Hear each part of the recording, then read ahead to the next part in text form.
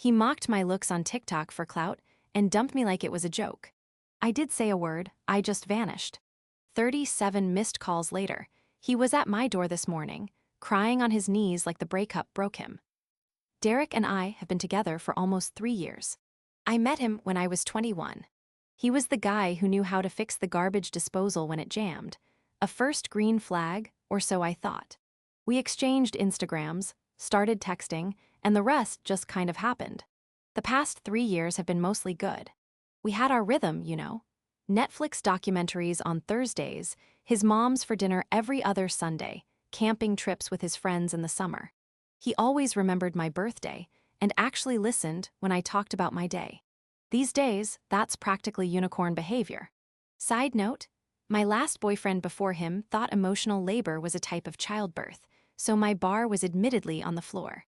Fast forward to this Tuesday, I'm scrolling on my phone during lunch, and my phone dings with a text from my friend Amara.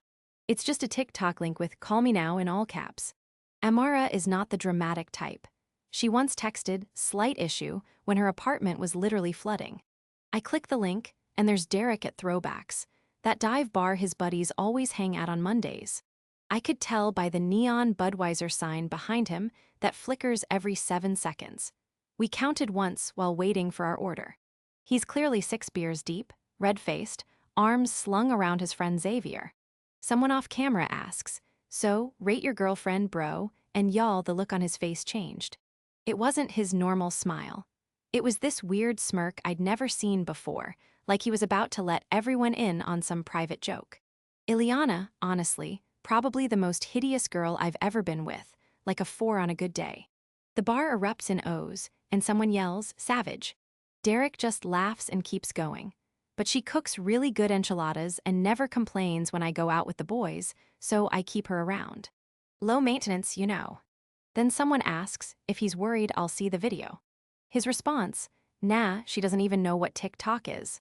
Besides, thinking about upgrading soon anyway. Too much baggage." The timestamp showed it was posted at 11:43 p.m. Monday night while I was at home doing a freaking clay mask and texting him good night. The video had 177,000 views, 17,000 likes. I sat there in the break room, just staring at my phone. Didn't cry, didn't scream, just felt this weird cold feeling spreading through my chest. 3 years together, and this is what he actually thinks of me. The night before, he'd been at my place. We'd made dinner together, talked about maybe moving in when my lease ends in August. He'd kissed me goodbye and said, "Love you, babe," like it was nothing, and apparently 12 hours later, I was the hideous girlfriend he was planning to dump. I texted Amara back, "Coming over after work, don't tell anyone." Then muted all notifications, put my phone in my bag, and somehow made it through 3 more client appointments without completely breaking down. Autopilot is weird like that. After work, I didn't go home. Went straight to Target, bought a cheap duffel bag, filled it with essentials. Toothbrush, deodorant, phone charger, couple of t-shirts. Spent $47.16. The receipt is still in my wallet for some reason. Drove to Amara's apartment complex at 6:13 p.m., sat in the parking lot for 20 minutes, just staring at nothing, playing that video over and over in my head. I keep thinking about all the times Derek told me I looked beautiful. When I dressed up for his company Christmas party, when I was sick with the flu last winter, 3 weeks ago when we were at the beach, and I was so self-conscious about wearing a bikini. All lies, or just things you say when you're with someone. Amara didn't ask questions when I showed up, just pointed to her couch bed, 2 glasses of the cheap rosé we drank in college, and said, "What's the plan?" That's when I decided I'm not giving him the satisfaction of a breakup conversation. No tears, no begging, no dramatic confrontation he can tell his bros about later. I'm just going to disappear. We spent that night making a checklist. Block Derek on everything, phone, Instagram, Twitter, change all my passwords, he knew most of them, call out from work for the rest of the week, tell only my mom where I really am. By midnight, Derek had texted 7 times, normal stuff at first. "Hey, what do you want for dinner? And you still coming over tonight?" By morning it was, "Where are you? And why aren't you answering?" By afternoon, he'd called 12 times, not one mention of the TikTok, not one apology, nothing. I stayed at Amara's Wednesday and Thursday, binged all of Love Island. Trash TV is surprisingly therapeutic when your life is imploding. Cried in the shower so Amara wouldn't hear, ordered too much Uber Eats because neither of us felt like cooking. Friday morning, Amara went to my apartment to grab more of my clothes, said Derek had clearly been there. Empty energy drink cans on the counter, his jacket thrown over my couch. He'd left a note taped to my door. Call me, we need to talk. Still nothing about why we might need to talk, like I'm supposed to just not know about the video. The TikTok mysteriously disappeared from his account on Thursday night, too late though. It had already been screen recorded and was making rounds in our friend group. My phone was blowing up with, "Are you okay?" Texts from people I haven't talked to in months. The weekend was a blur of ignoring calls from unknown numbers. Derek using his friends' phones once he realized I'd blocked him, and jumping every time someone knocked on Amara's door. Margaret from my old community college group chat sent me screenshots of Derek's Instagram stories. Vague posts about missing someone and biggest mistake of my life with sad song lyrics, classic damage control. Sunday night, 26 missed calls. Monday morning, 32. I finally went back to work on Monday. My manager hugged me when I walked in. Apparently, the video had made it to her FYP2, told me to take another day if I needed it. I said no, I needed normal, needed to focus on something other than the dumpster fire that was my relationship. Derek showed up at the salon during my lunch break. I hid in the supply closet while my coworker told him I wasn't there. Heard his voice, that familiar low rumble I used to love, through the door, sounded tired. Good. By Tuesday morning, exactly 1 week since I'd seen the video, the missed call count was at 37. His latest text just said, "Please." I needed to swing by my apartment for my mail, had a package that needed a signature, figured 8:00 a.m. was safe since Derek usually leaves for work at 7:30. I was wrong. I unlocked my door, and there he was, sitting on my welcome mat, the one he gave me that says, "Home is where the Wi-Fi connects automatically." He looked up when he heard my keys. Y'all, the man was a wreck. Hadn't shaved, dark circles under his eyes, wearing the same Metallica shirt he'd had on in his Instagram story from 2 days ago. When he saw me, he literally crumpled, not in a fake dramatic way, like his body physically gave out. On his knees, tears immediately streaming, saying my name over and over. I just stood there, keys still in hand, felt nothing, then everything, then nothing again. "Ileana, please, I'm so sorry, I don't know why I said those things, I was drunk, the guys were pressuring me, I never meant any of it, please just talk to me." I cut him off. "I saw what you really think of me. There's nothing to talk about." Stepped around him like he was a piece of furniture, got my mail, walked back to my car. He followed me to the parking lot, still crying, still begging. Got in my car, locked the doors, drove back to Amara's. He called 5 more times before I even made it across town. So that brings us to now. It's been exactly 8 days, 4 hours, and 22 minutes since I saw that video. Since I realized the person I trusted most in the world sees me as a convenient placeholder until something better comes along. I don't know what happens next. Part of me, a small, stupid part, misses him, misses the routine, misses believing I was loved. I keep replaying his words from the video. Hideous, upgrade, so casual, so cruel. 3 years together, and that's what I'm worth. We'll update when there's more to tell. For now, I'm just taking it one day at a time. First update. Y'all remember me? The girl whose boyfriend of 3 years called her hideous on TikTok, and then had the audacity to act shocked when she disappeared. Yeah, that's still me, unfortunately.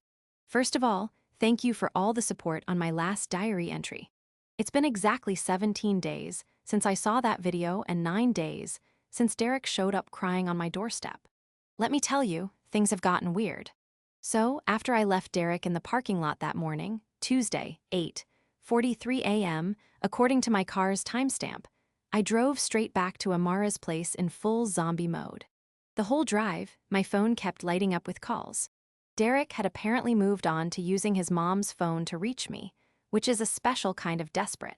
When I got back to Amara's, I just sat in her kitchen, staring at the faded Live, Laugh, Tequila magnet on her fridge. I couldn't cry anymore. It was like my emotions had finally reached their data limit for the month.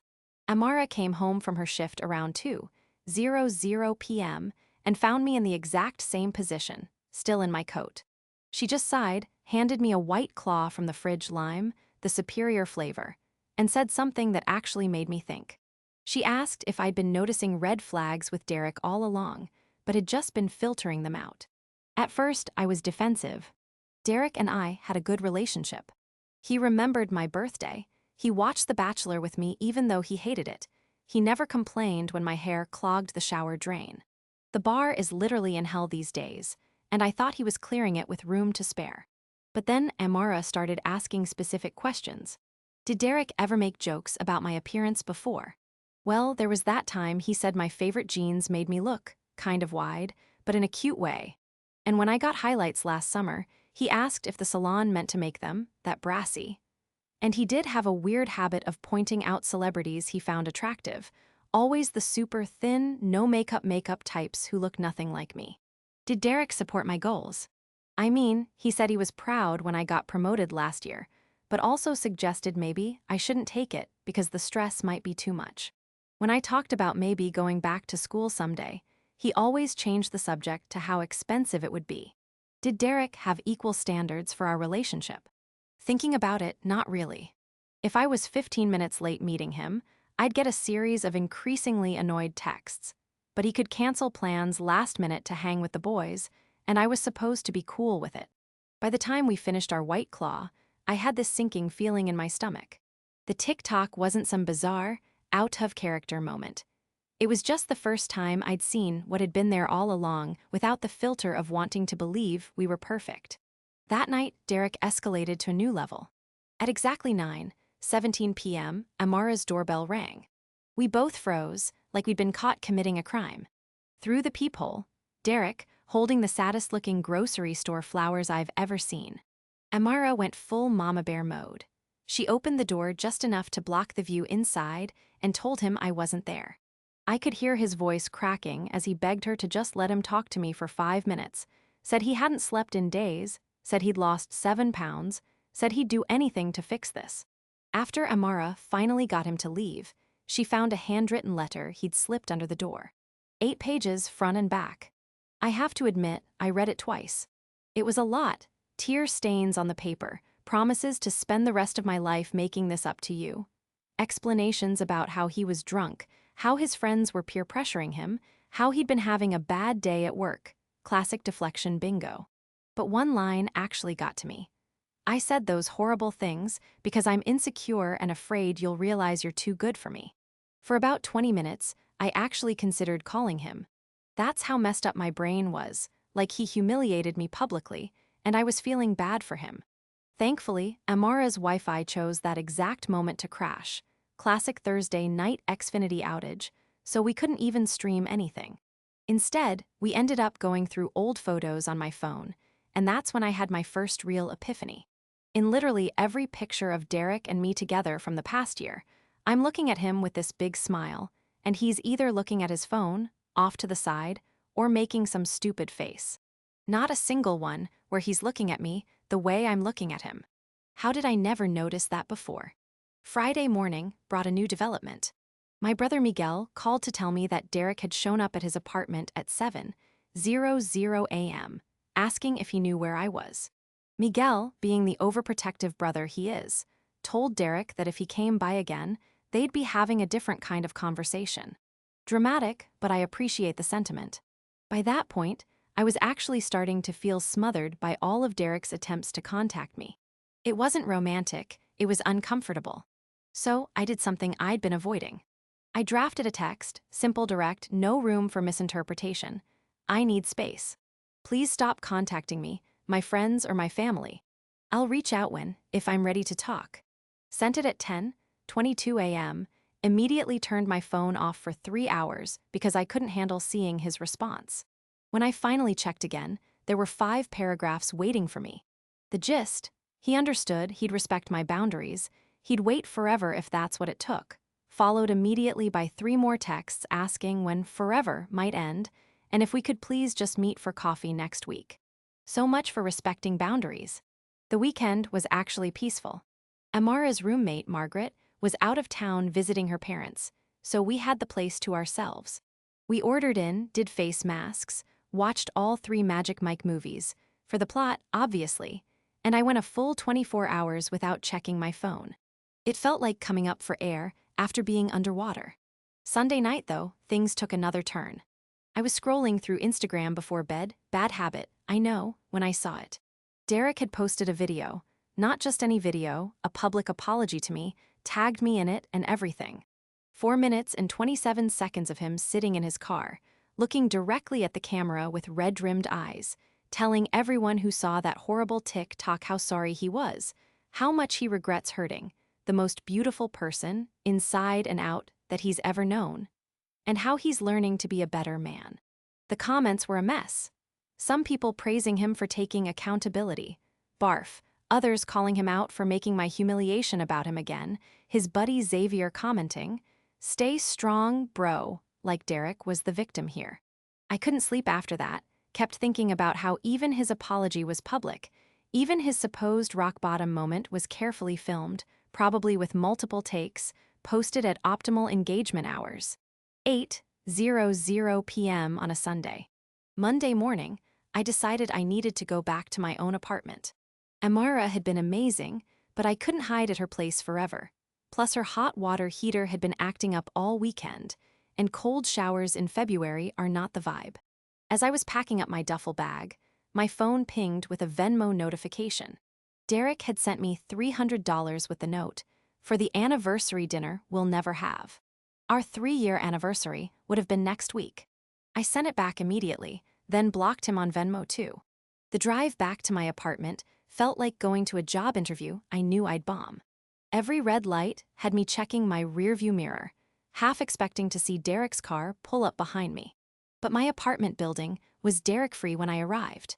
My neighbor, Mrs. Rogers, nodded at me in the hallway, like I hadn't been gone for over 2 weeks. My plants were all dead, ripped to my supposedly impossible-to-kill snake plant.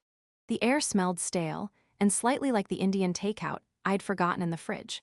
It felt both strange and familiar, like putting on jeans that don't quite fit anymore. And then I saw them, post-it notes everywhere. On my bathroom mirror, "I miss your smile." On my fridge, "Remember our first here."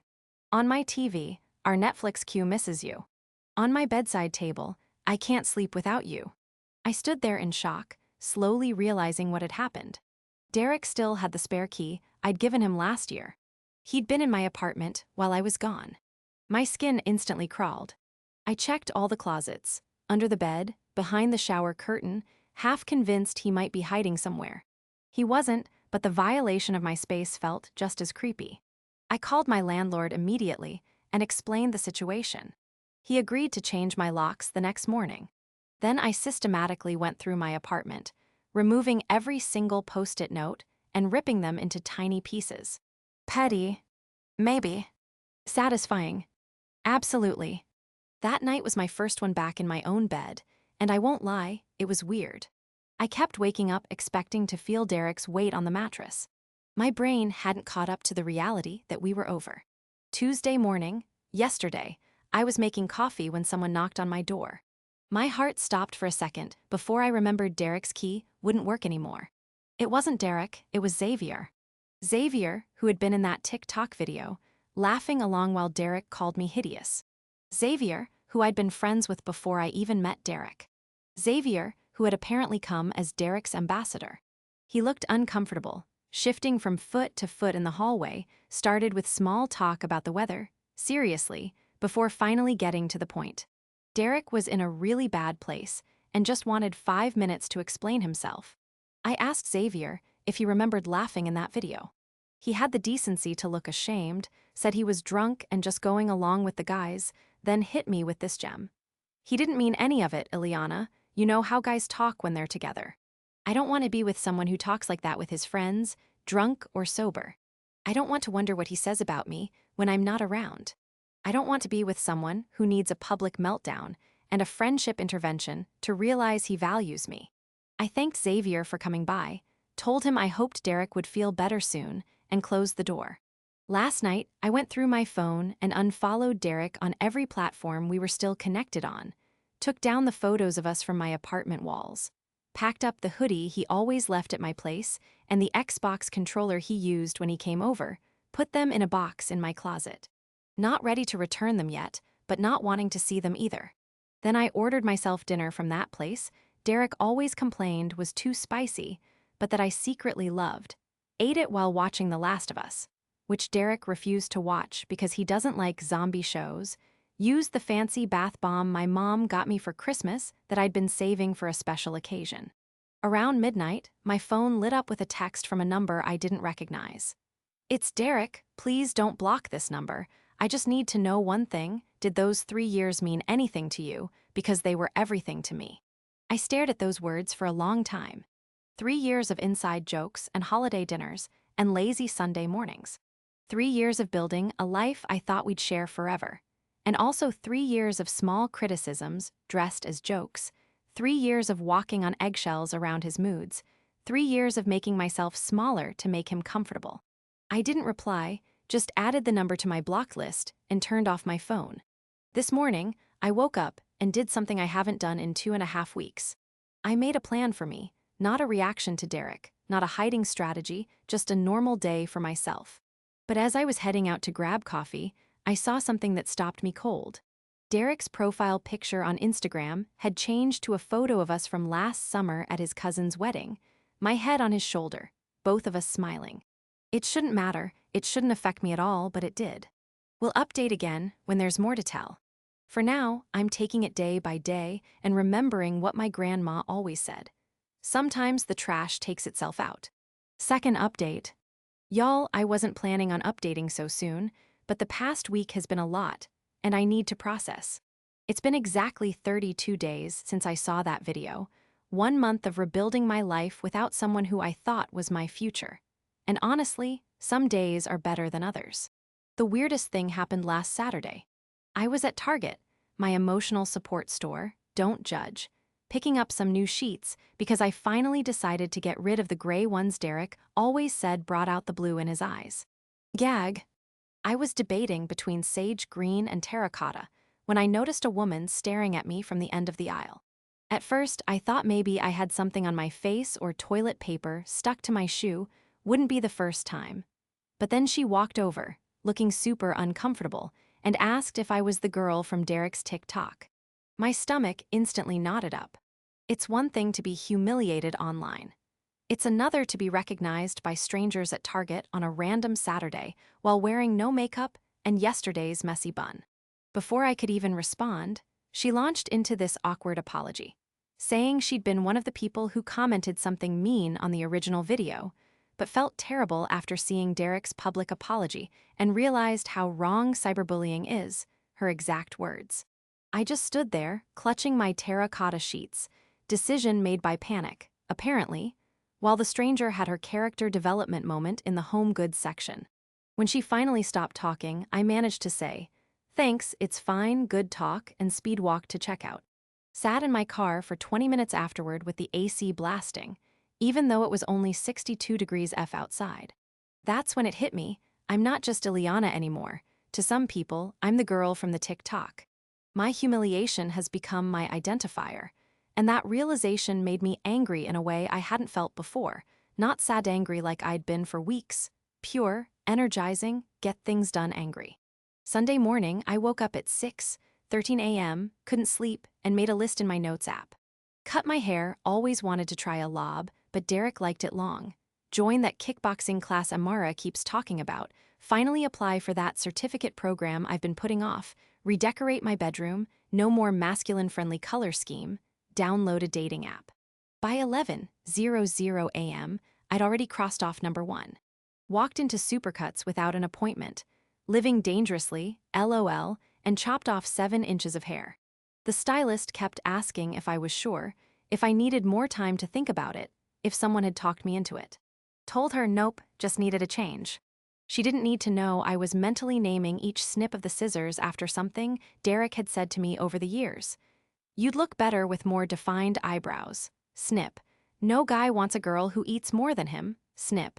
Your laugh is kind of loud sometimes. Snip. When she spun me around to see the final result, I barely recognized myself, in a good way. My neck felt lighter, My head felt lighter, hell, my whole being felt lighter. Posted a selfie on Instagram when I got home. Just me with my new hair, sunlight from my kitchen window, and the caption, "New month, new me." Within an hour, it had 87 likes, including from Xavier and 2 of Derek's other friends. Petty satisfaction. Maybe, but I'll take the small wins. Monday brought item number 2 on my list. Dragged myself to Amara's kickboxing studio at an ungodly hour, convinced I'd make a fool of myself. The instructor, Margaret, coincidentally the same name as Amara's roommate, kept us moving so fast I didn't have time to feel self-conscious.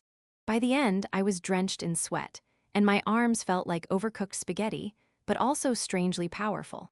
Checked my phone after class to find 3 missed calls from unknown numbers, Derek's new burner phone tactic, and 1 text from Xavier asking if we could talk sometime. Left him on read, not ready for that conversation yet.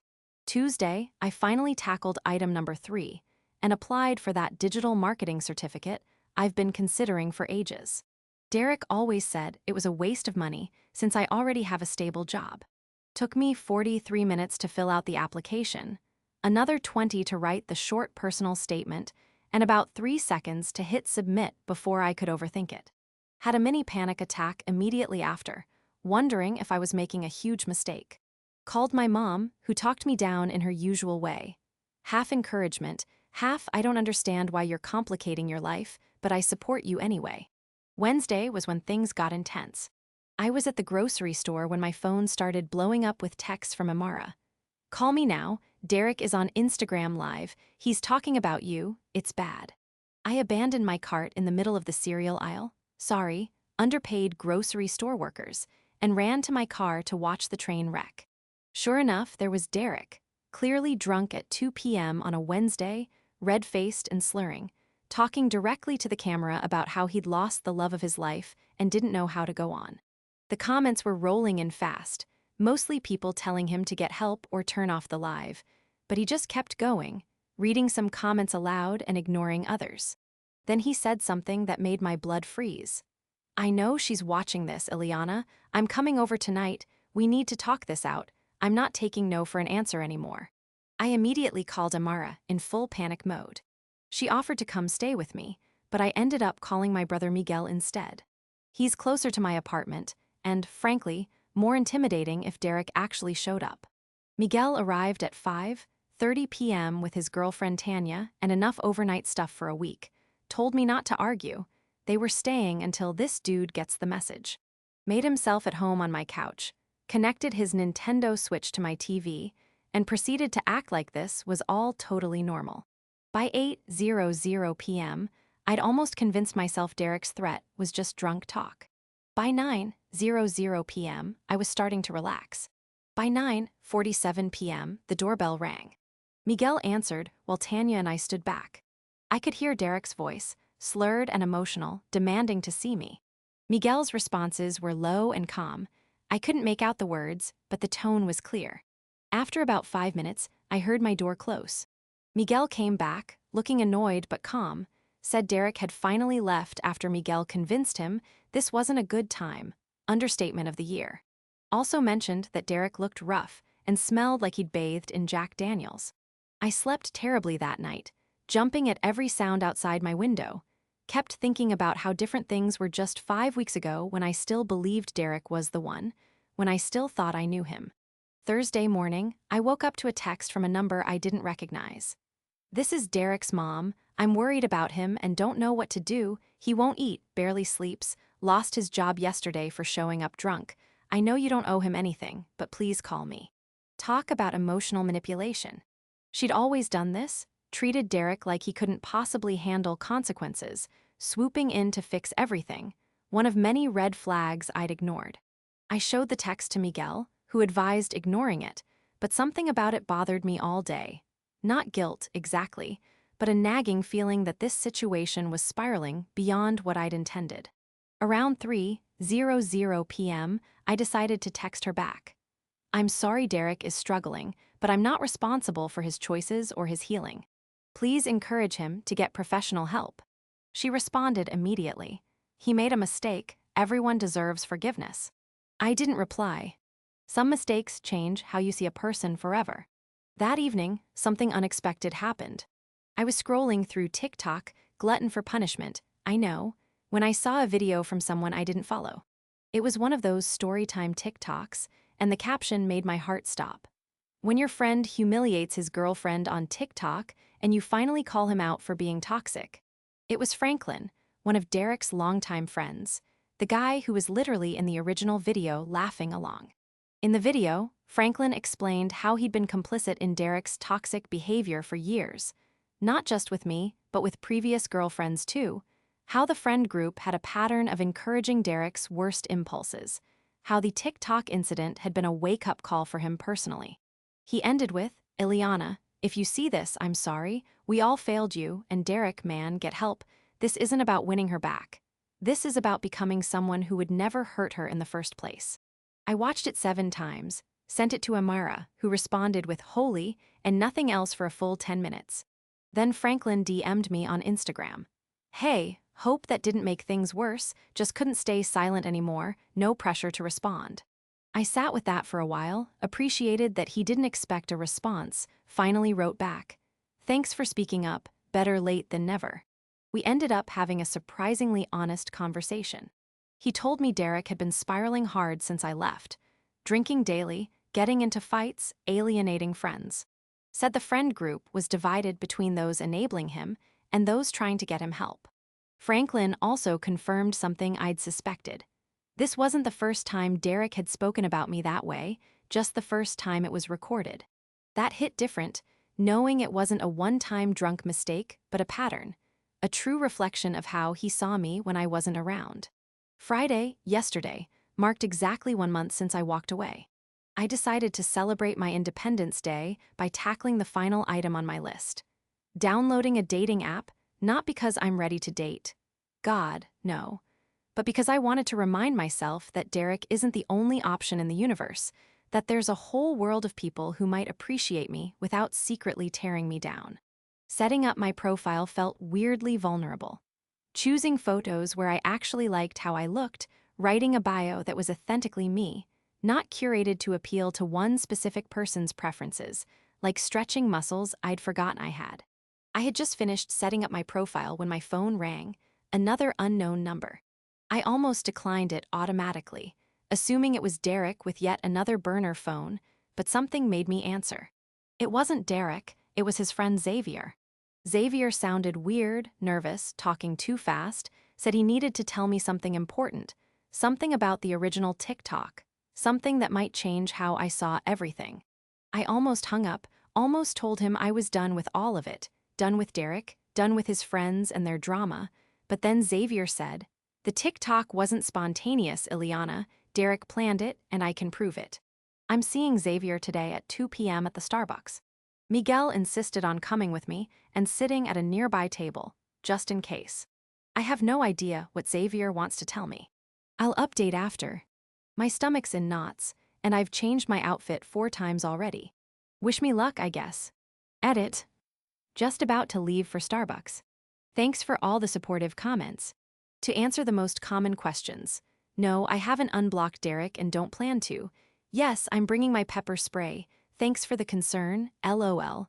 And no, I don't want Derek back. I just want to understand what the hell happened. Last update. Y'all, I've rewritten this post 4 times now, because I still can't believe everything that's happened. First, thank you to everyone who sent supportive messages after my cliffhanger last update. Sorry for leaving you hanging, but I genuinely needed time to process what Xavier showed me. Let's back up to Saturday at 2:03 p.m. I walked into Starbucks with my stomach in knots, spotted Xavier in the corner booth, nervously shredding a napkin. Miguel took his position at a table near the door, looking very obvious despite his disguise of sunglasses worn indoors.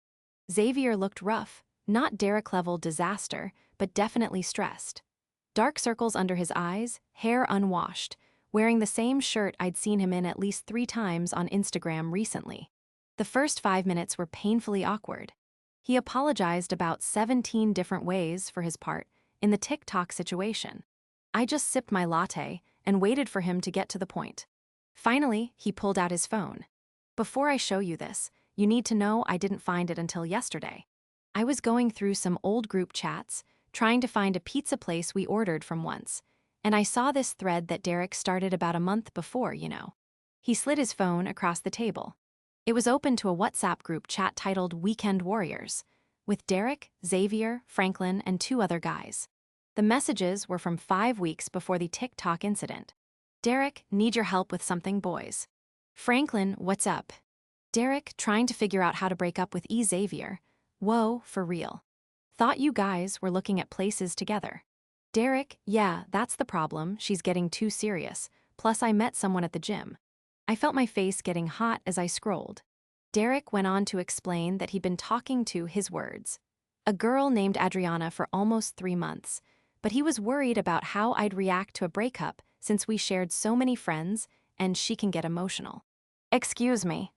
As I kept reading, it got worse.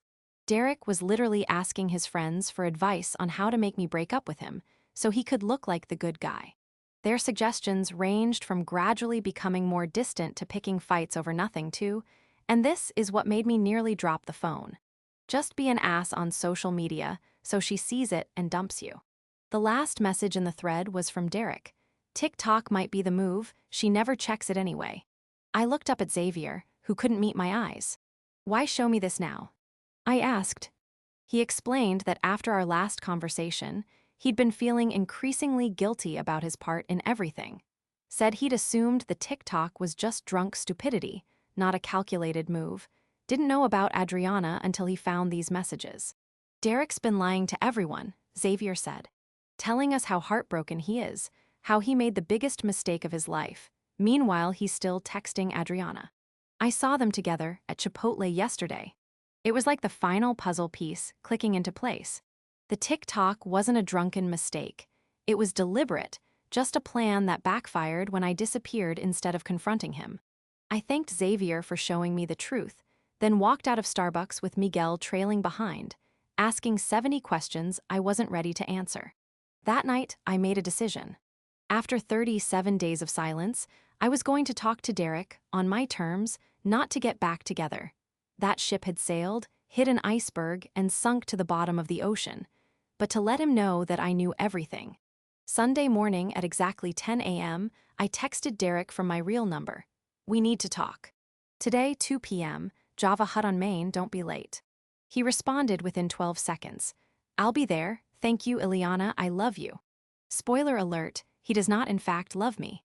I spent the next 3 hours oscillating between absolute certainty and complete panic, changed my outfit 4 times, practiced what I wanted to say in the mirror like I was preparing for a job interview, called Amara twice to talk me off the ledge. Arrived at Java Hut 20 minutes early to secure the corner table with my back to the wall tactical positioning. Ordered a chai latte I had zero intention of actually drinking. Derek walked in at 1:58 p.m., scanning the cafe until he spotted me. He looked better than I expected. Showered, shaved, wearing the blue button-down I'd given him.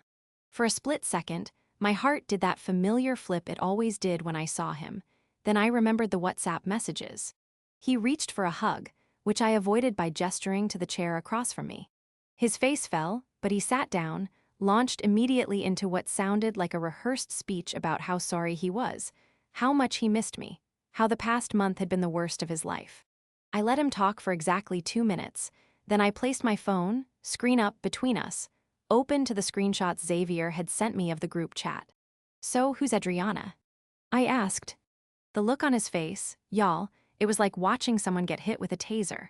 His mouth opened and closed like a fish gasping for air. Those are, Xavier shouldn't have. Just tell me the truth, Derek, for once. The next 20 minutes were illuminating. Once he realized he was caught, the apologies stopped, and the excuses started.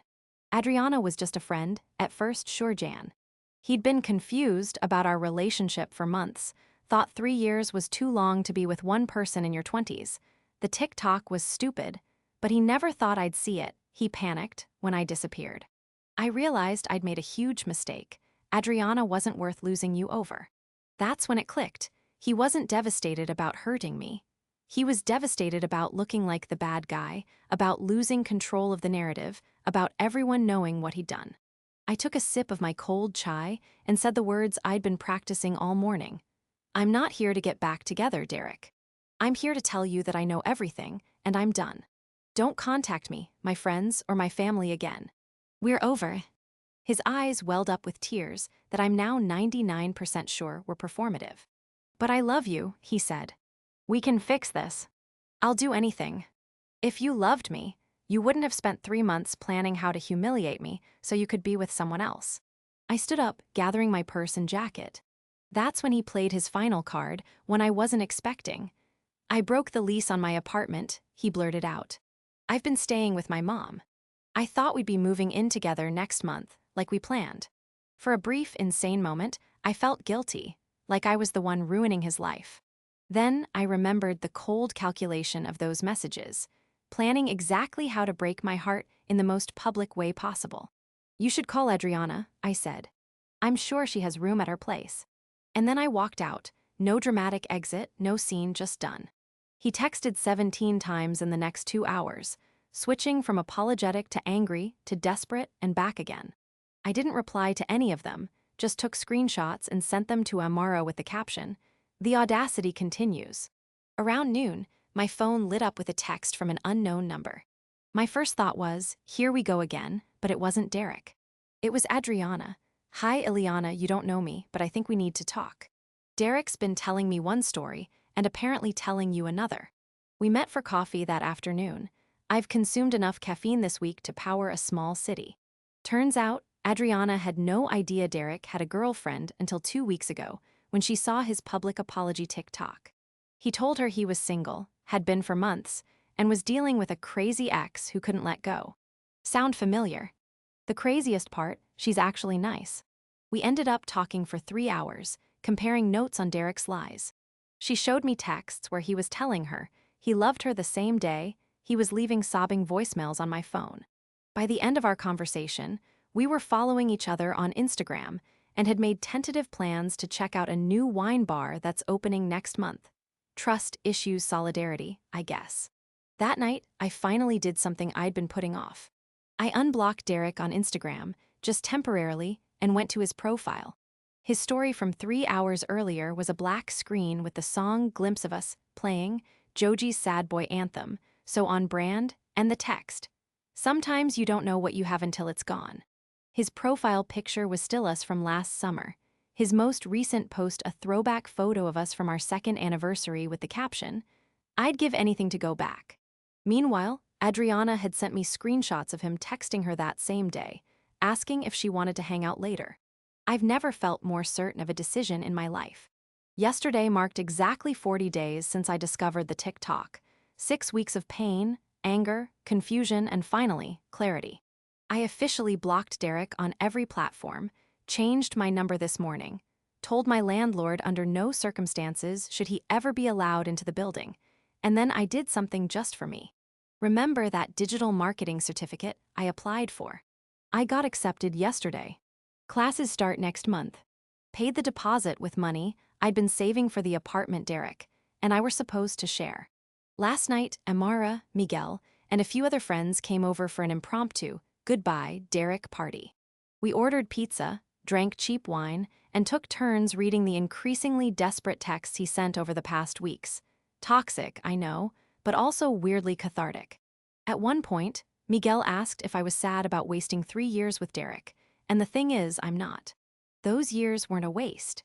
They were a lesson about red flags I'll never ignore again, about my own resilience, about the kind of relationship I actually deserve. This morning, I woke up to a notification that Derek had tagged me in a new Instagram post. My finger hovered over the view button for about 3 seconds before I realized I don't care what it says. His words have no power over me anymore. Instead, I deleted the notification, made my coffee, and sat on my balcony watching the sunrise. So, I guess this is officially the end of this saga, y'all.